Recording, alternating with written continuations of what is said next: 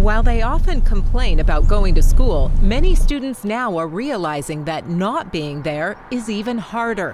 What they miss most? I definitely my friends and also like the structure, like having structure at school and like my teachers and knowing what I'm going to be doing and looking forward to stuff.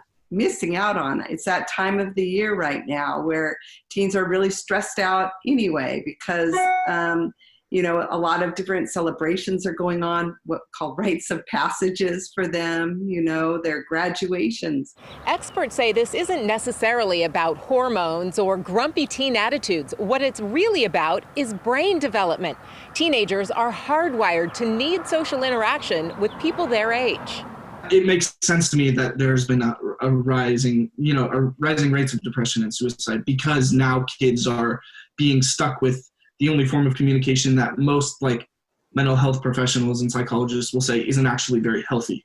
Experts say parents should look for signs, including sadness that won't go away, sleeping all the time or not sleeping at all, not wanting to eat, and not enjoying activities they usually like. That's when parents need to listen.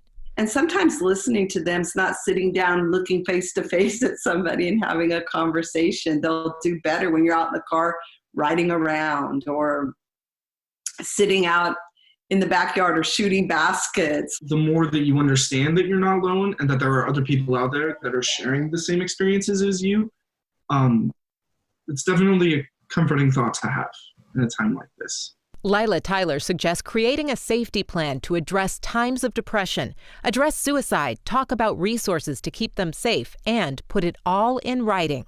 What can you do when you're feeling that way? What are the warning signs that are coming for you?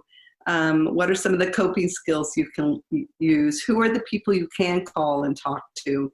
And kids have this advice for others their age. I would say just to keep pushing through, and I'd say finding new things to do on your own. If you're struggling, that could be fun sometimes, and learning new things. In Sacramento, Kristen Samos, KCRA 3 News.